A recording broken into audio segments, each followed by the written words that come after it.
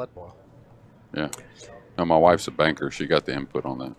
Welcome to the $25,000 added Ohio Open. This is the 4th U.S. Pro Billiard Series event, sponsored and presented by CueSports International and Predator. We have 60 players in this event, being held in conjunction with the CueSports International League Ohio State Championships at the Roberts Center in Wilmington, Ohio. The game is 10 ball, 2 races to 4, with a spot shot shootout if each player wins the set. This is George Tehecha in the booth, joined by Mr. Jeremy Jones. Well, thank you, George. And Roberto coming off a bye. He got one of the 4 byes in the event. This goes along with the seeding. And then Jeremy Seaman coming off a nice win where both players played great. He beat Devin Poteet early. Watch out, 10 ball. Nothing down. And we're going to see a 1-2 combo that may set up a 1-10 combo. I think anyways. It looks like the 1 wants to go a little bit to the left after making the 2. And it'll set up for the 10. Yeah. Now, he's got a little cut on this, so problem is, I doubt he wants to dead roll it. May want to check the cue ball. Oh, he hit it nice and light. Nice shot. It was a little heavier than I thought. Thought he had to cut the 1 a bit more. Hit that great. I mean, Roberto, did you just say he came off a big win in South Carolina? Well, he won the 10 ball in South Carolina. Yeah, that's right. And had another nice finish recently in a big event. Yeah, he was second to, who was it? He was second to Aloysius Yap, right, in Michigan. So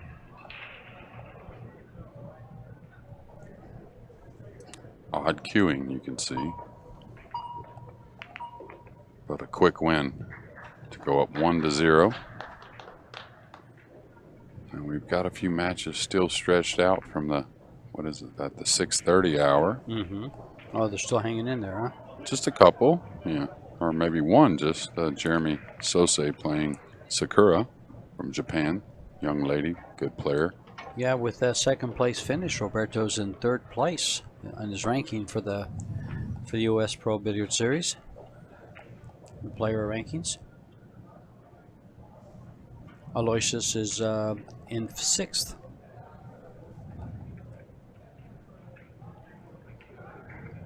And 1st and 2nd are Feder Gorst and Roland Garcia in 2nd, Mika Eminen in 5th, and Carlo Beato in 7th.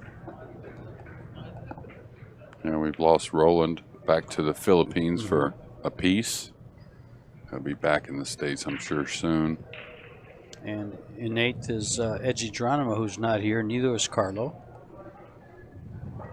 Yeah, it's been a long couple months for the players. You know, in most of the individual sports, you would see, you know, the players play in tennis or golf. They play 3 weeks. You know, they usually take a little break to let the body and the mind kind of relax a little bit, refresh. Goes to 5.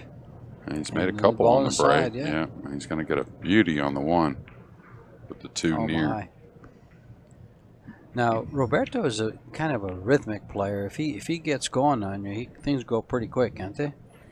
Yeah, and he's a player that, you know, was on the scene in the 2000s, early 2000s, finishing runner-up in the World 9-Ball Championships one year in the Philippines. The year Daryl Peach, I believe, won it. Roberto played, oh my. Oh, he lost that cue Didn't ball. expect that. That was a odd miss, not only to hit it thick, but that's really what made the cue ball scratch, is the thick hit on the 1. And we'll get our first look at Jeremy Seaman. But after that loss in the World 9-Ball Championships, and he was the talk of the tournament.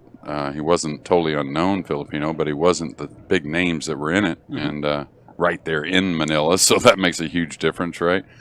But then kind of like disappeared from the pool scene a little bit as far as like big wins and tournaments and whatnot. Didn't see him in the States for many, many years. And then here at almost 40 years old, in the last 6-7 years, has really made his name back in the game, right? So, not sure of his age, but it's somewhere around there. Roberto is, I think, he's approaching 40, I guess, maybe, because that had to be 2009. He was 42. Okay, yeah, That had to be Daryl Peach won the World 9-ball 2008, 2009, somewhere around there. And funny, a guy I haven't seen much of in the States as well, Daryl Peach. All these big, great events going on, so maybe he doesn't play pool that much anymore. And actually, Roberto's over in your neck of the woods, isn't he? In Houston or Bogies or someplace like that? Yeah, he resides in Houston, Texas, where I'm from. I live up Dallas area now, but he's had a great pool room owners there, Bogies Billiards. Now, Jeremy, we haven't talked about him much, but super solid player. Really good stroke. Really gets up for big matches. And his demeanor is very good. Like right there, of course, he didn't do what he wanted, but he's not going to let that, you know, become a negative thing, right? So, well, I kind of think he's still laying nice for this 8, and I'd go ahead and shoot this and go ahead and come all the way down. I mean, laying nice to get on the 8. That's what I meant to say. Thanks, Jeremy. Corrected me there. Thanks. The 9's right in the way of up and down, so that's what I was thinking. He may use this side rail and then end rail up. Now that's 2 times he kind of let up on it a little bit. Okay, so that's a sign of nerves a little. And it's opening rack. Rack. It's the second rack, so that other one went in 2 shots. It was over. Yeah, the 2-10 combo. So. Big shot here for Jeremy then. Ooh, man, that one hit deep. Oh, this could not set up for him. I was going to say this could set up and get behind the 9, but instead it left him at just perfect to go ahead and take this off. Yeah, and you know, on paper, Roberto's definitely a favorite, and all of us can say that. Jeremy would say that even. He's 32 point, leads him 32 points in Fargo. Yeah, that's about a game on the wire. Yeah, that's a difficult one for me to compute, but what I was getting at is, of course, any underdog needs to start well, but I don't think it's that big of a deal between these two in this. But this short race is what you can't afford those mistakes. That's where it really matters. Your better opponent on paper is one thing, but making mistakes to.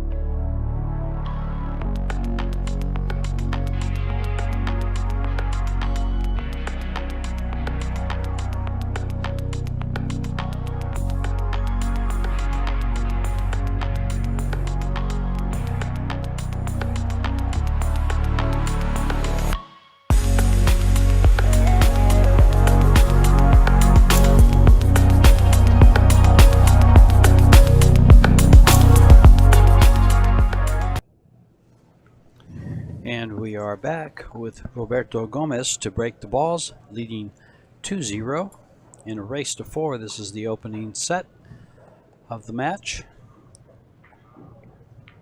It's 2 races to 4. Have they If they tie, they go to a spot shot shootout.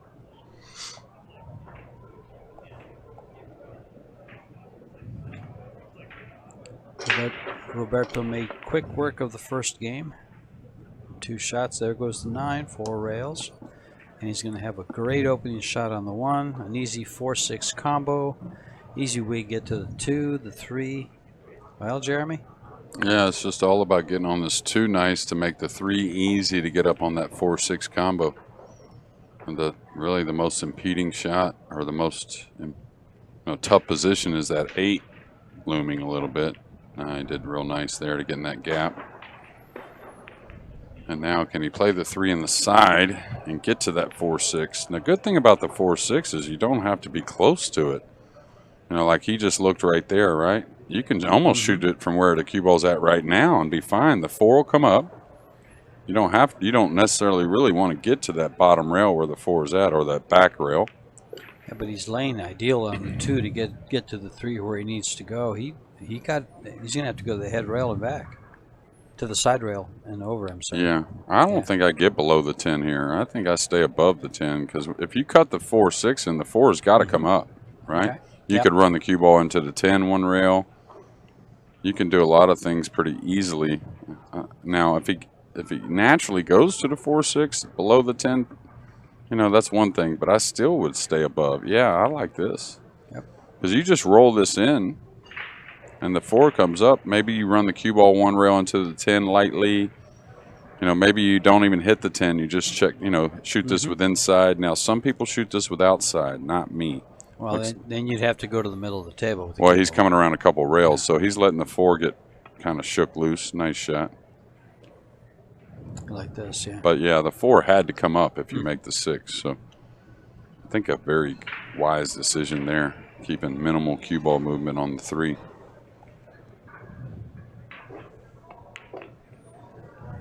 Let's keep in mind they're using a 30-second shot clock with a 30-second extension.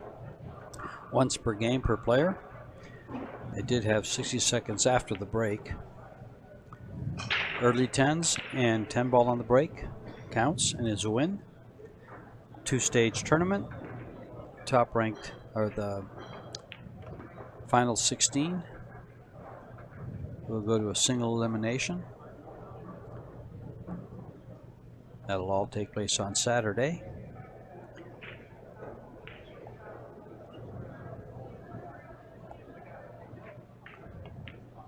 If you can get to Saturday, you got to the top 16. I love the way it lays out. Did you say the final 16 will play Saturday? All of them? Yeah. Okay. I was looking at the bracket. Yeah, they start in the morning, and they'll have even with just 5 tables, it's all over on one day.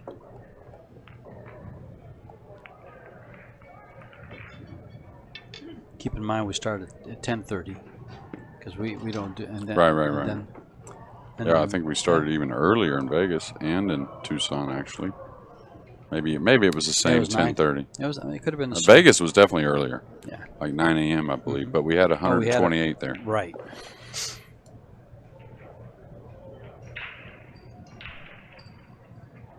Now 3-0 and on the hill of set number 1.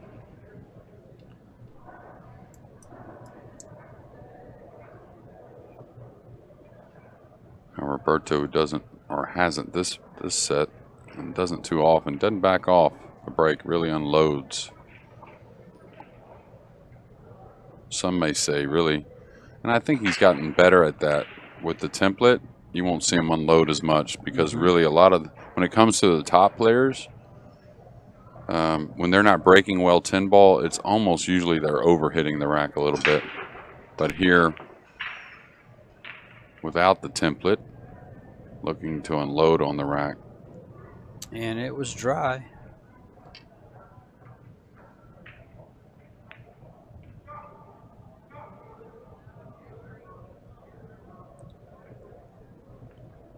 I don't think he has an offensive shot unless he wants to really. Yeah, he can't quite feather the 1 on the bottom side and hold the 1 and get to the rail, I don't think. That would be nice. can't feather it on the top side and run all the way to this, bottom rail at the bottom of your screen. That would open up the one. So yeah, the angle just doesn't lay there to use those 3 balls either. Doesn't appear so. Now he might kill it. He's going to cut it and come to the rail with kill and come back towards the 3-9 with the cue ball. Yeah, he wanted a little more out of it.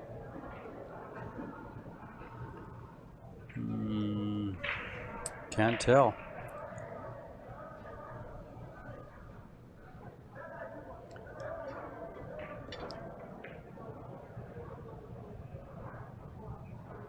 You can see a little piece, so he's going to play off the bottom side of the 1, crossing the 1 towards the 4, I think anyways, and run the cue ball back up towards the 10 behind the 3-9-7. Maybe a touch of inside English. I was thinking a little inside.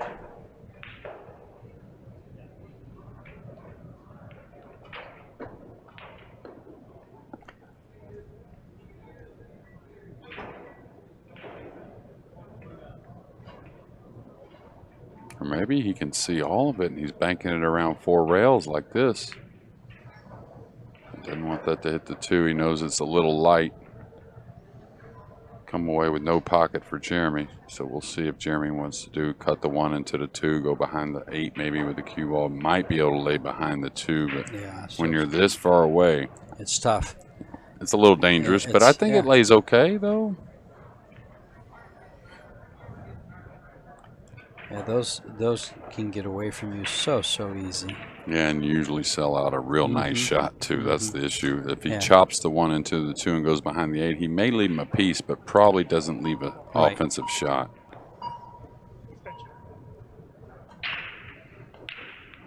Jeremy looks back at course and calls an extension. Yeah, Jeremy, one of Michigan's finest players. Which reminds me.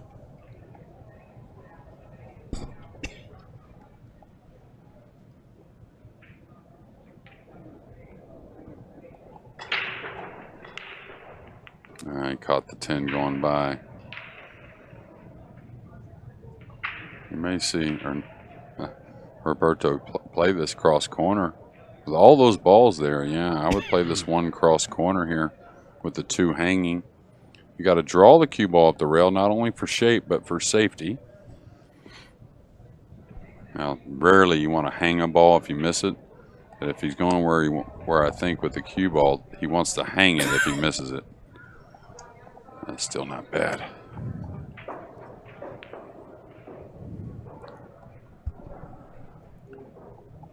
Jeremy ended up 17th through 24th last couple weeks ago in Michigan.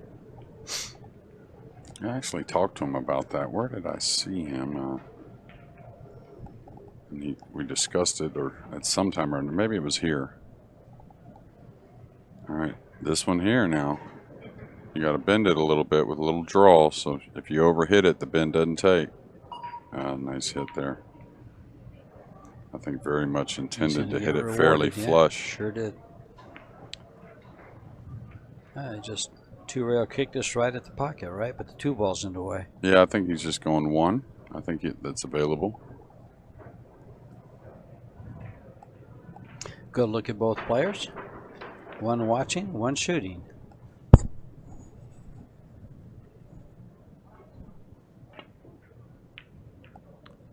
Nice hit, but it's not going to have any reward or dividends.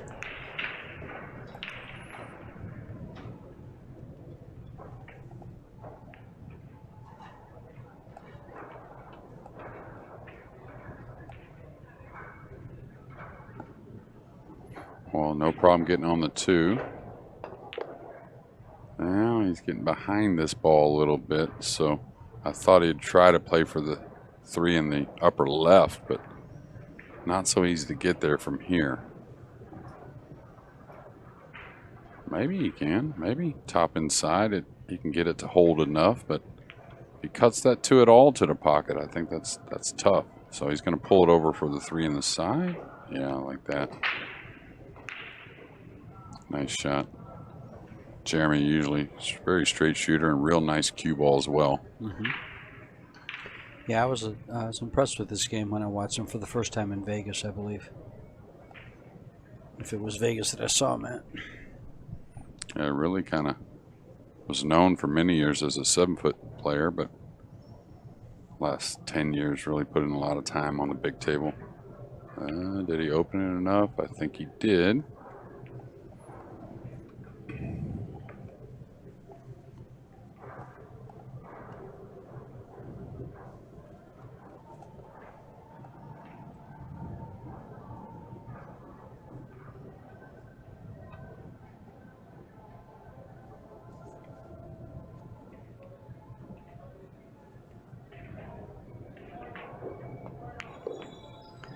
Well, if he was in Vegas, he didn't make the final 32. No, I don't recall him being in Vegas.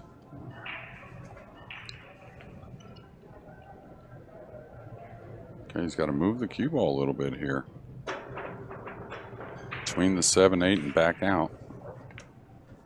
Little right spin. Nice shot. Very controlled. Little draw stroke here on the 7. 8, 9, and 10 shouldn't be a problem.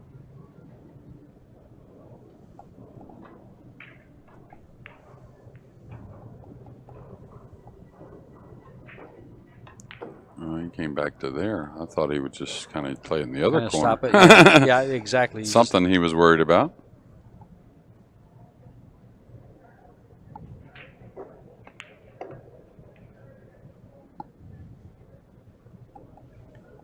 Well, I don't think he's too worried about anything just now.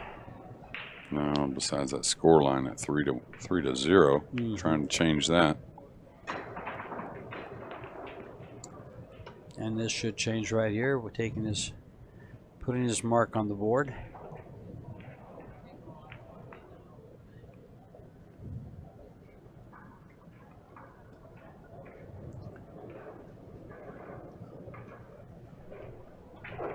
After this 10 ball, we'll take a break and come back right after the break with Jeremy breaking.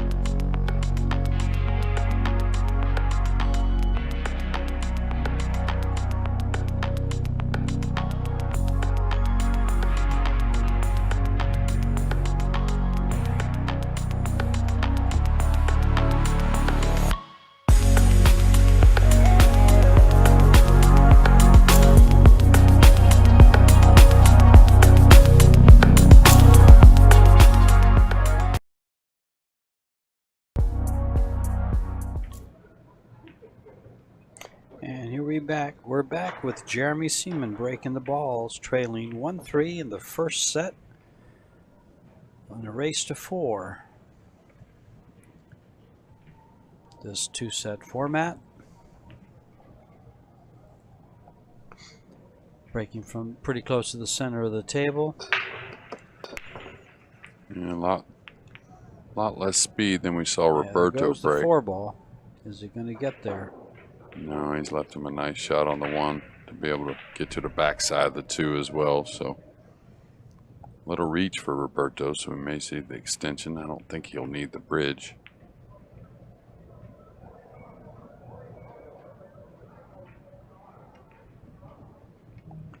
That extension became my new best friend, and then I left it at Griff's in Vegas, and someone picked it up, didn't return it, and I just now purchased one, so I have a new best friend. There you go. But the one I had was, I liked the weight of it. I liked everything about it. It was custom made. And this one's custom, but it's not half as nice as the one I had.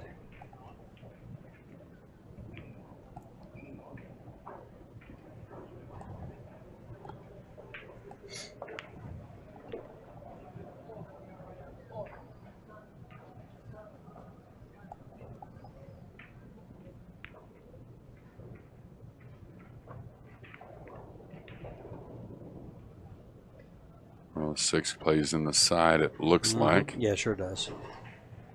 Yeah, that makes things pretty easy here overall, just getting on this 5 nice and full. Don't want to make it a missable ball for no reason. Don't really need the angle on the 5. This just lays so nice. Looks almost like a drill. And he's got to move the cue ball a little bit, so he definitely wants a little angle on the 6. Maybe comes off the rail 6 or 8 inches, something like that.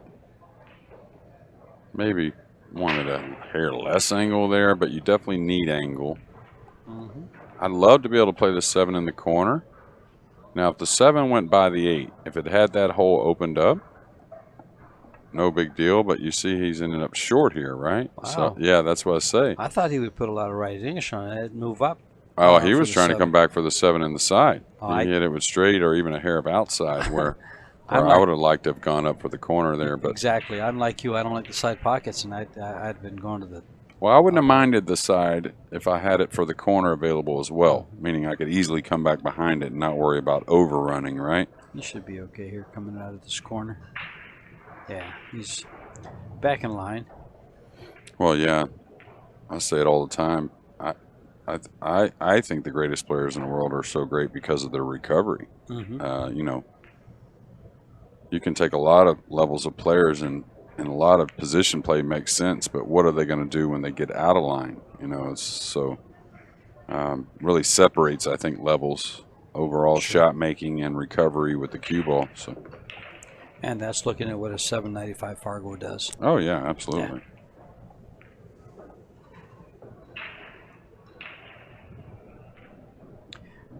We'll go to a break right after this 10 ball and be back soon.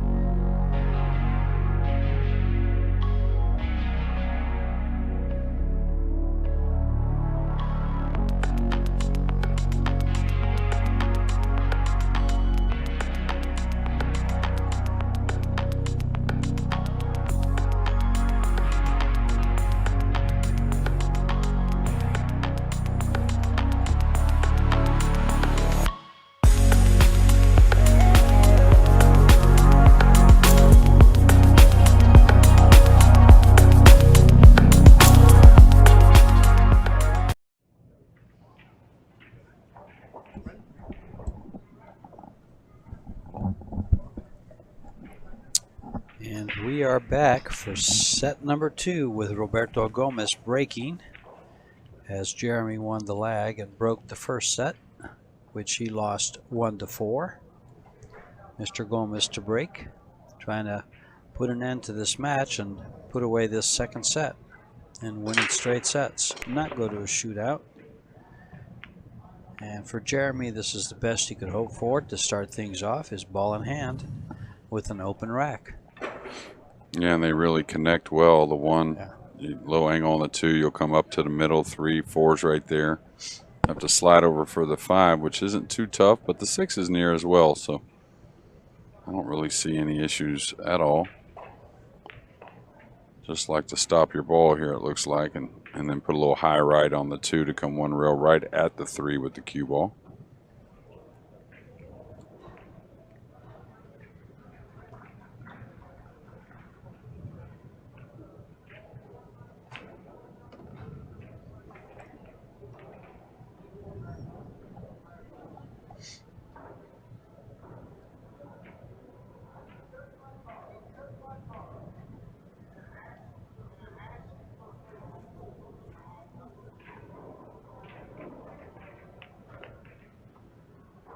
Probably got a little more angle on the ball than he wanted there. Not a big deal, but yeah. Now he could roll it and take a little distance, but he's got to move. He needs a little angle on the 4.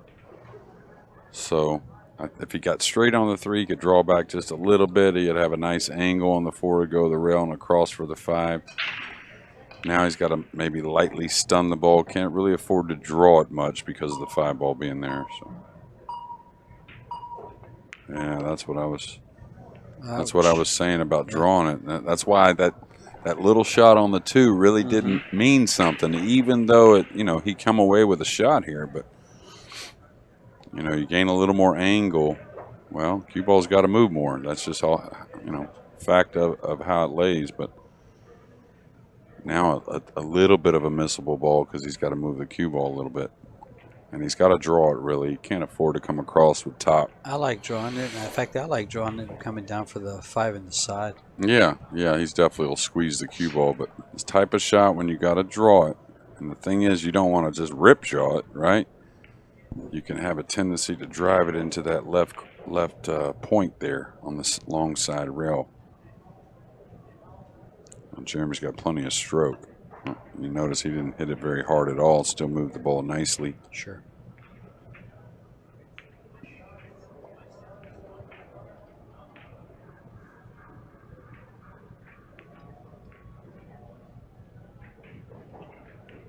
Well, Jeremy, who's just now, been playing some bigger tournaments of late. But you saw how he settled himself a couple times. Didn't like what it was, but he settled himself. He's not new to tournament pool or let's say under the heat. Maybe not, playing this class of players all the time, but you can see he's got plays with a lot of resolve. Going to go around the top side of the table, around the 9? I do. Yeah, I mean, not like saying it. you got to. If he can just hold it there, I guess maybe not, but it looks very natural to come 3 rails. It just laid on that line so well. It's just, yeah. But yes, you could have just stopped it there, possibly. Well, I don't know if he could. He may have to, go away from the ball a little bit. So he kind of preferred this. Yeah.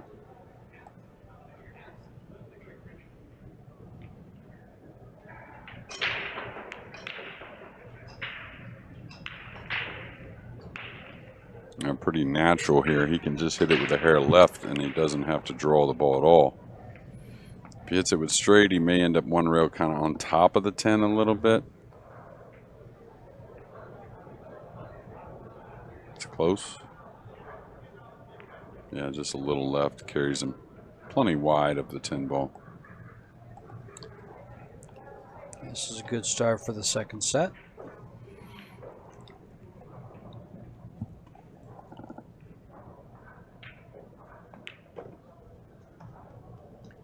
One zero.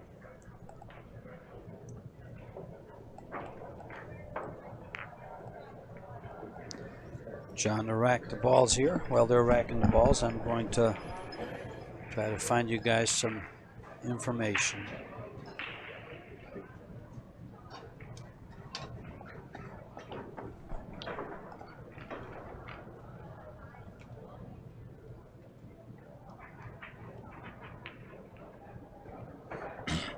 Keep in mind that the winner of these U.S. Pro Billiard Series events gets a free entry to the Predator World 10 Ball in March of 2022, as will, I believe, the winner of the Arizona event in January.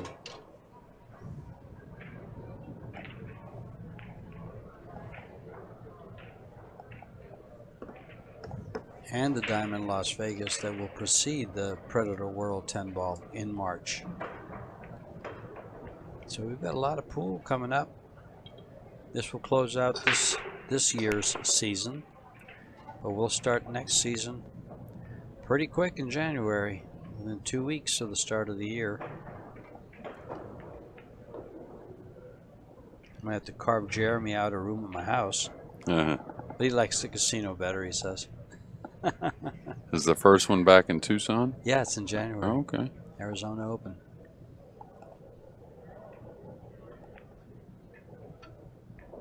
Yeah, I enjoyed it there. It was nice. The weather will be a little different in January, of course, but it'll be gorgeous. It'll be. It's the reason you live in Arizona, or at least southern Arizona, right? Southern, yeah. January in Flagstaff isn't much. You know, a lot of people don't realize how cold it can get. Well, it's 7,000 feet in Flagstaff and higher with the mountains. Yeah. Nice shot there. May get a little elevated over the 5 or the 10 or the 7. We'll see, but looks like he's going to come out just right. Yeah, nice smooth stroke there. And I can see if that 2 ball. Oh, that's tight, Jeremy. Oh, the 2 goes for sure. Definitely goes. Yeah, I wouldn't say all the pocket, but a good portion of it. The problem is when that ball gets next to it, it kind of makes you start to think about it. Jeremy, pretty solid, savvy, experienced player. So we are playing all ball fouls in case something goes wrong when he puts his hand down or over those balls. I even played it off the 9. See that?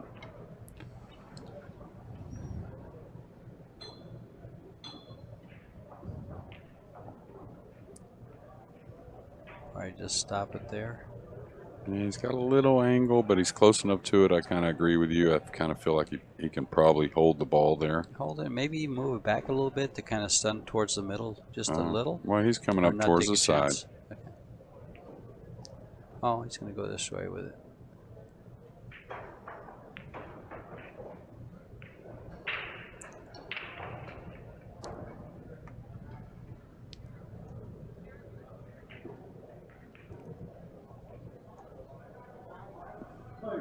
You know, for playing on a 30-second shot clock, he looks rather relaxed walking around the table, but he's being efficient with his movement.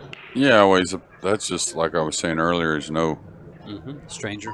Yeah, I mean, maybe not a lot of shot clock play. He did have that in Michigan, of course, but that's kind of his demeanor anyways. You know, he's not want to go crazy over it, but he wants to check his work a little bit. You only become better when you put a little bit into the brain, right? So key is not to overload it. George,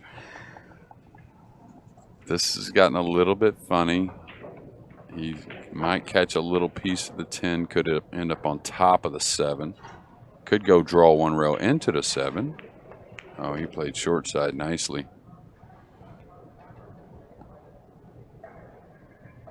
And it kind of goes with the stroke, you know what I mean, George? As far as like his walk around the table, you can see a nice calm stroke behind it. You know, they go together more than people think. People that move around that table, really, you can see they're amping themselves up. They usually have a pretty amped up stroke as well. You just brought an image to my mind of a friend of mine that plays pool, and he's just like the Energizer Bunny, and that's what I call him, running around the table and stroking the ball, and that's funny.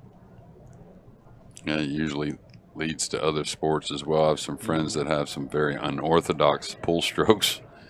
And then we went and played golf for the first time, and I was like, I bet they have a little goofy golf stroke too, and sure enough. All right, playing it in the side. Looks like he's drawing around the 9, or is he trying to kill it 2 rails off the side rail, in rail? Oh, watch out. Eesh. And that's what the difference in draw is. You know, draw, not saying that wasn't the right shot, but anytime you have to put draw on the ball, it requires a little more speed, a little more effort into the cue ball. And if your speed isn't exactly correct and your room isn't, you don't have a lot of room to come into with the cue ball, it can get away from you quickly. Well, we got 2 balls left here. Looks like he's cutting it. And Jeremy is leading 1-0, so he wants these 2. Is he going to get behind the 10? I think he's cutting it. Yeah, it's got to go a little bit. Yeesh. Ouch. Yeah. Ouch. Yeah, he's going to have to. He could cut it the other way. I would look at the other way, spinning it, like banking it out to the end rail and running the cue ball that way. This doesn't get as far, the 10 away from the hole as much. Now he did real well with the cue ball, though. Good shot. I think Roberto's going to bank this right back where he's at. Yes. That's where he's going. And he's got to smooth it. I think if he hits it hard, it goes wide all day. I just hit this with a little bit of right-hand English and just barely beat the kiss. Should go right over.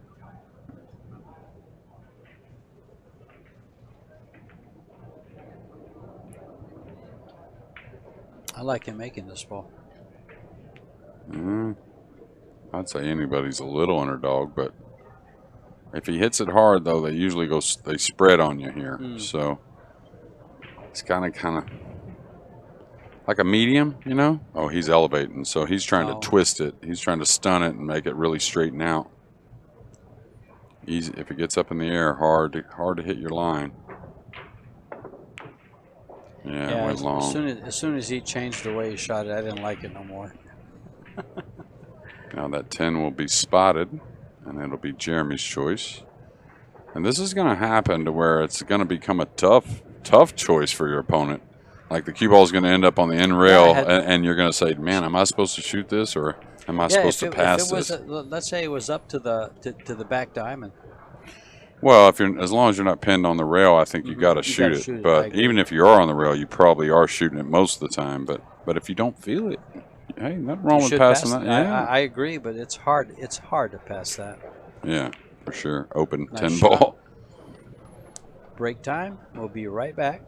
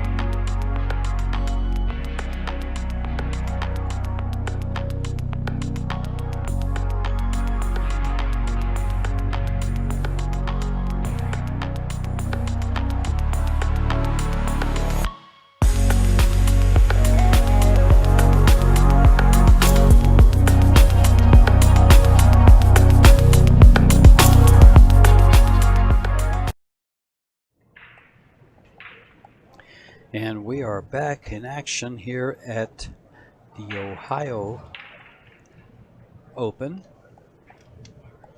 U.S. Pro Billiard Series. Jeremy Seaman breaking game number 3 of the second set after losing the first one 4-1. 2-ball on the side. He's going to have an. Oh, there goes a 10. If it doesn't go now, it'll go soon. And he's. If any of these other guys are watching the last 2 matches, Shark and now Jeremy, you know, Roberto's kind of unloading on him. Hard to really figure out what's going on there, but seems like you can make balls from the regular location. These guys are used to breaking 10-ball with the template, so I wonder if we'll see some change as the days go on. As long as the rack is tight, I like that break from the middle, and I like playing those balls to the side pocket. Well, certainly the rack's tight. John does a good job on that, but it may not be perfect. You know, there's a difference. You know, can't be always perfect, right? But now 3-0 in set number 2. We have a shootout cooking here in Wilmington, Ohio at the Roberts Center.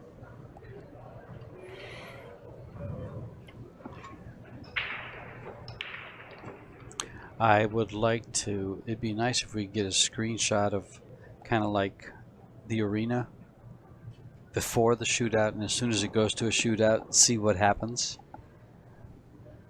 Yeah, we'll give it to tomorrow and then through the weekend when all the amateurs arrive, or most, teams get there, a lot more amateurs arrive, let's say. Well, I think they were having, 4 or 5 different divisions here for the amateurs. So. Yeah, there's platinum, gold, a 10-ball singles, 8-ball singles. And that's why I said when the teams get here. I think there's a Scotch as well, maybe. Put a little more pop into that one than the last, but now he's got a 3-ball tracking 4 rails, and he's got a great shot on the 1. Oh, boy. So I don't think Roberto should come back to this table. Well, in his first match, Devin Poteet had him 2-0 in the first set. Made a little bit of an error, and really Jeremy took the set away. And then Devin was up 3-0, playing perfect. Broke dry and never got to shoot again in set number 2, and that was earlier today. So Jeremy ran out and then broke and ran 3 to end the set. That looked a little light. I don't know if it got there or not. Very cuttable though. Hold it with inside. I think so.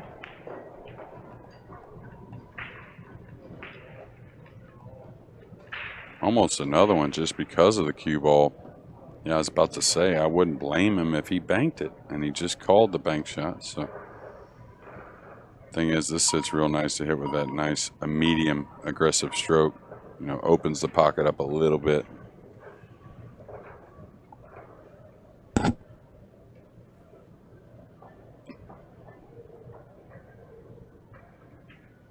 You know, I think that was a great change they made from Arizona to and Vegas to Michigan and here, where they have a 30-second extension instead of the 20-second extension. I think that 10 seconds brings a lot more to the table. Sure. Surprising miss there. He actually liked the way he hit it. Looked like to me anyways, from his facial expression.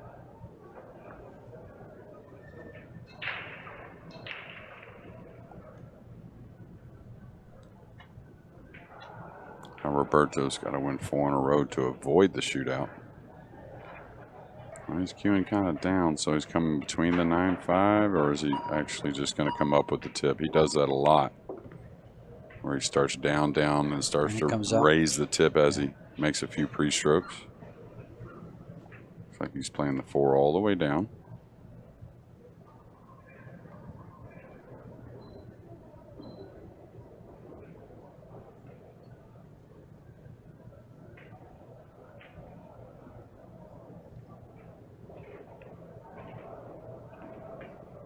He's overcut it. He's overcut it. A lot of body movement there, too, that time, right? I watched the 4 the whole time. I took my eye off his delivery. Yeah.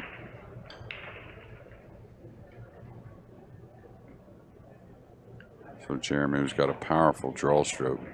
Little distance shouldn't matter as long as he pockets the ball. He should move the cue ball.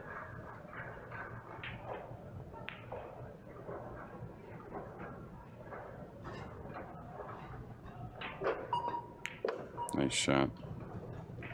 First time I saw Jeremy 10 years ago or something like that, playing Alex Olinger. I don't know if you know that name. I know the name. I Another great player from Ohio, actually opening a pool room right now.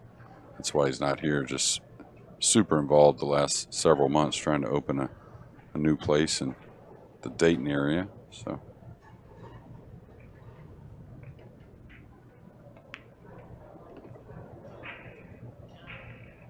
Well, we're just a few shots away from this shootout. Mm-hmm.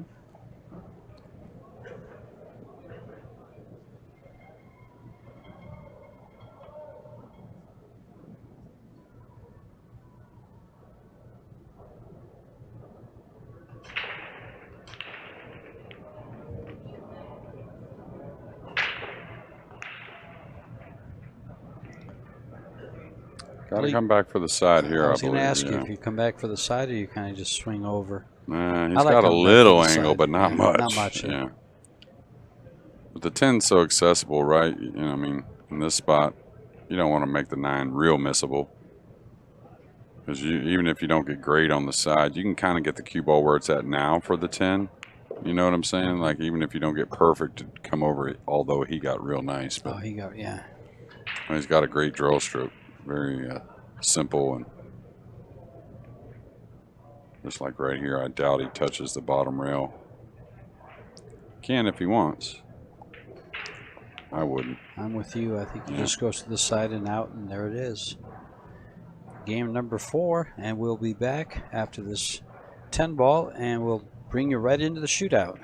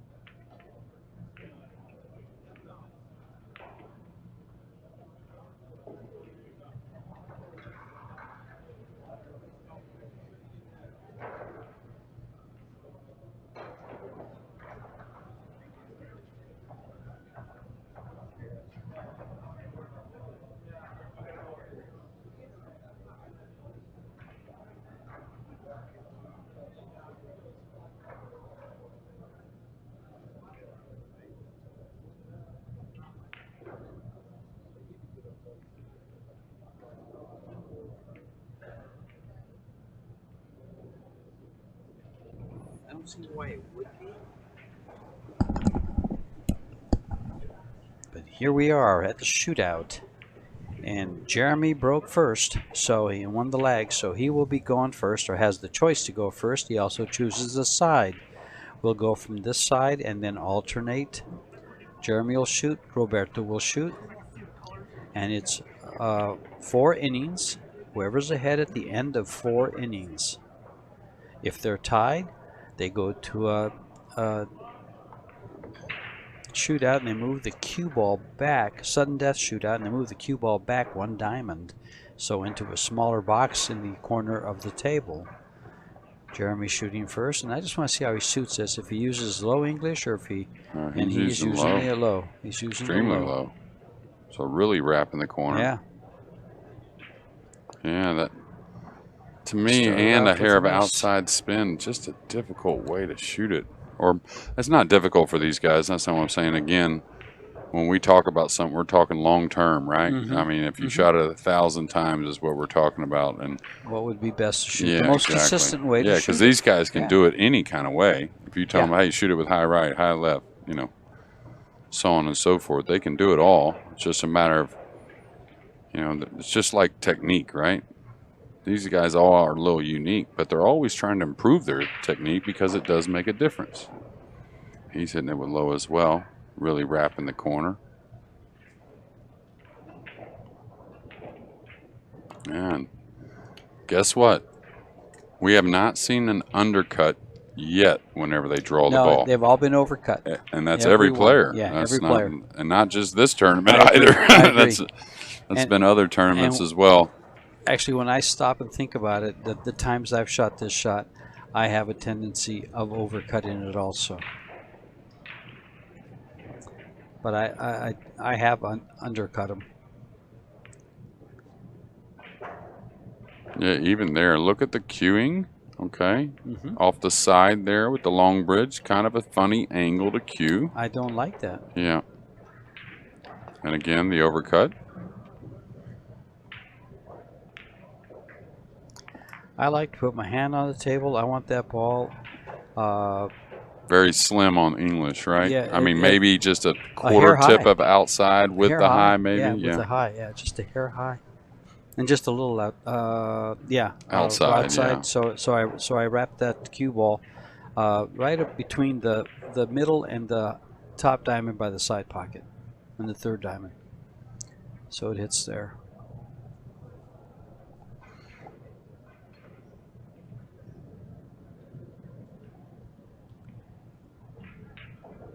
A little smoother that time. That'll always help things. Yeah, the smoothness makes it.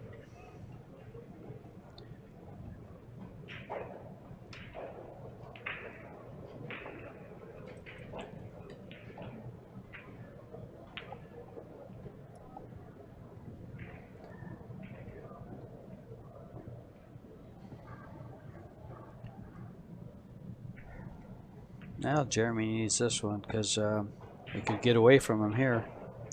If he misses this and Roberto makes the next one, it's over.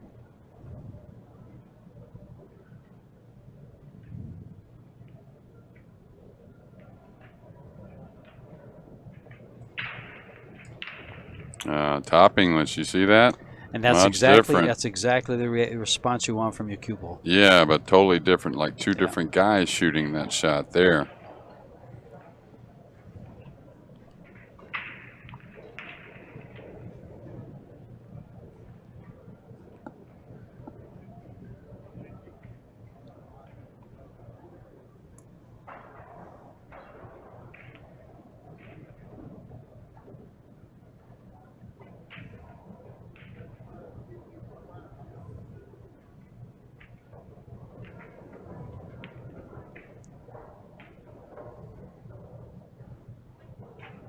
Ooh. And everyone's been overcut.